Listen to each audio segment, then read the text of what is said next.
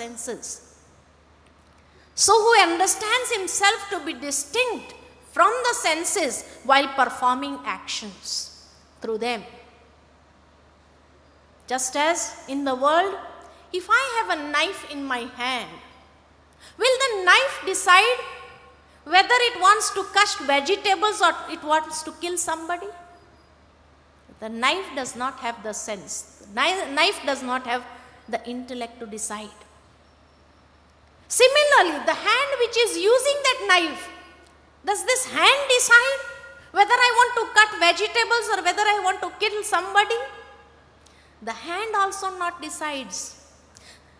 The decision maker is the soul, the Atma. So realizing that I, the Atma, is the master of the senses, just as we can distinctly differentiate ourselves from the knife, similarly, can I differentiate distinctly from the senses? I am not the senses. I am the controller of these senses. I can use these senses as I want. Just as when a person knows how to use that knife, and if his attitude is accurate, he would not use that knife to kill somebody. He would use the knife for its purpose, for which it is made, to cut vegetables. Similarly, if I understand myself to be the master and I know the purpose of this hand, I will use this hand with its right purpose. So this is self-mastery.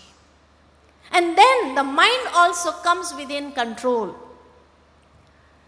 So to understand himself to be distinct from the senses while performing actions through them, the one who carries out his duties in a detached manner, this is how we can detach ourselves from the hand, from the eyes, from the mouth, and surrenders all the fruits of his action to God, remains free from the bondage of karma while performing karma also.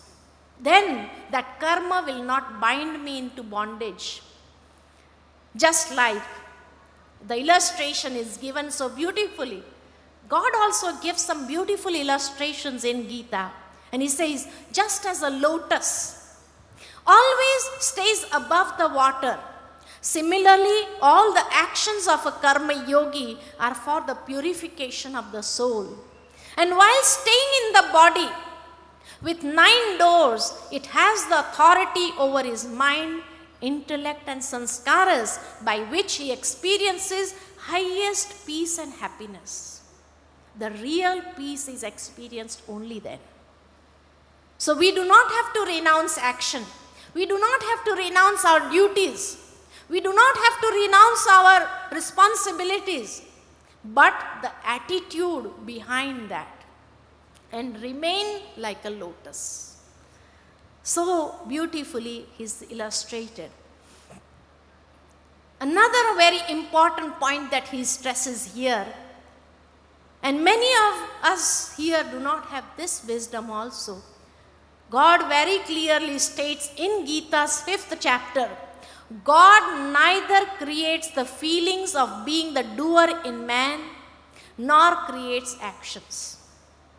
भगवान कर्तापन को नहीं रचता, न कर्म को रचता है, और the attainment of the fruit of that action, न कर्म के फल को रचता है. You are responsible for all the three. You are responsible to be the doer. You are responsible for creating that action, and you are responsible for experiencing the fruit of that action. कर्तापन, कर्म और कर्म का फल भगवान नहीं रचता है. God is separate. So he says, God neither creates the feelings of being the doer in the man, nor creates the action, nor the attainment of the fruits of the action.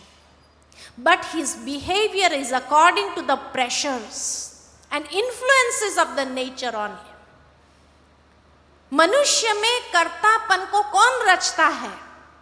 बाहर के pressures और बाहर का influence, प्रभाव, कि किसके प्रभाव में आकर हम कर्म कर रहे हैं. So the influences of nature, the influence of people, the pressure of the work, that creates that action. Normally we believe that everything that moves in this world is moving because of God's desire.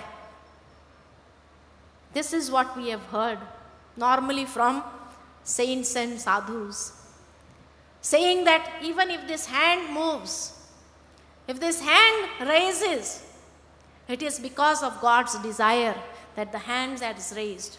Now just imagine, if I raise this hand and slap somebody, can I say it is the desire of God to slap that person? No. That was my desire. And therefore, I have to experience the fruit of that action. That person will slap me again. It is not God's desire. That's why very clearly is stated, He does not create the action.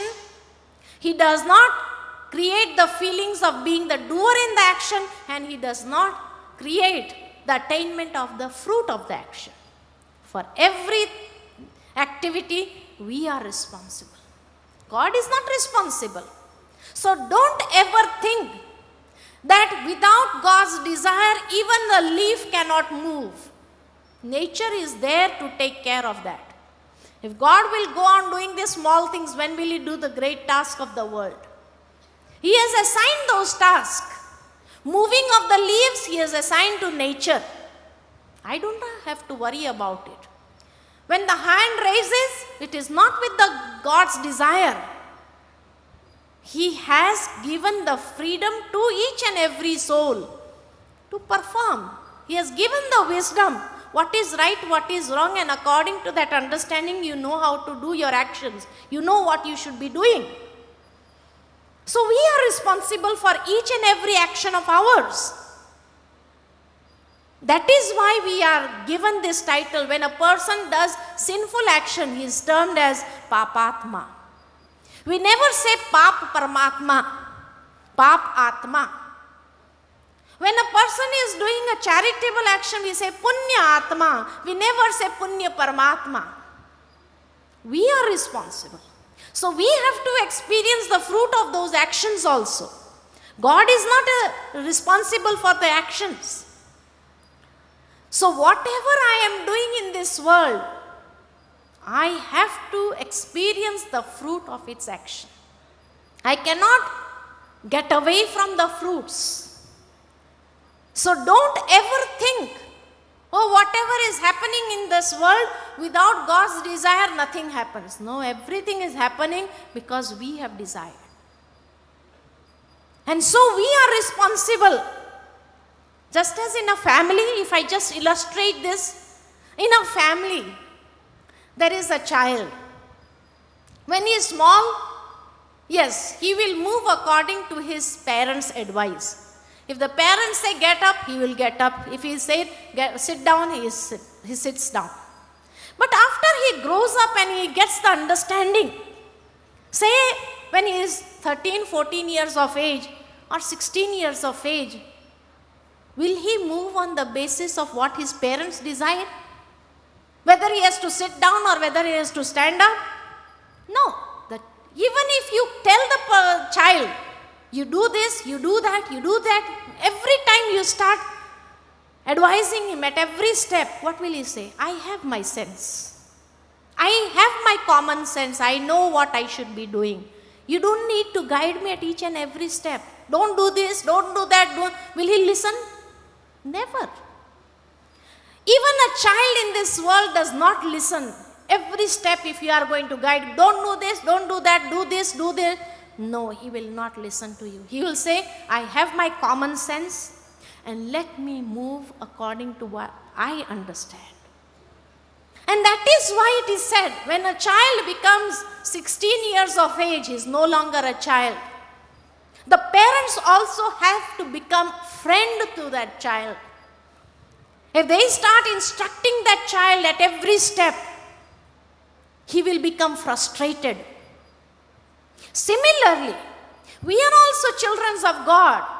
And if He would always start instructing, lift your hand, put down your hand, will we agree to Him? We will tell Him, why have you given us the intellect? Why have you given us the wisdom? If you are going to do everything, if I am going to follow what you say every moment, why have you given the information, or why have you given us the intellect? And nobody would follow according to that. Many a times people say we are just like puppets. And as He is making us to dance, we are dancing. No, we are not puppets. He has given us the freedom. He has given us the wisdom. He has given us the intellect. And with that understanding in the intellect, you know what is right and what is wrong. You know what is good and what is bad. Now perform your actions accordingly, and remember, whatever you will perform, you will have to reap for that action. Don't put the blame onto God. This is also cowardness. I do not have the strength to take up the responsibility myself. So don't blame God. And don't ever say that we are like puppets. No, we are not puppets. We are intelligent beings on this world. The most beautiful creation of God on this world. And so when He has given the wisdom, He has given the intellect, the intelligence, and He has given the freedom also. Now you know what is good, what is bad, what is worthy, what is unworthy, what is practical, what is not practical, and you are the master to take decisions for your own life. This is what in the 5th chapter God Himself has said to Arjuna. You will have to fight. I can guide you if you want the guidance. Till then, He also did not guide Arjuna. In the 1st chapter, when he went on speaking, and in the 2nd chapter, when he surrendered himself, now you guide me, then God started speaking. Till then, he was just a listener. He just listened to what he said. He did not interrupt in between also. But when he asked for advice, when he surrendered himself, that is the time when God spoke. So, we come out of this illusion that God is doing everything. No, He is not doing. There is a company, and there is a managing director and the workers in the company. Yeah, as such it is said, the company is run by the managing director. But each and activity is performed by whom? By the workers. Similarly, yes,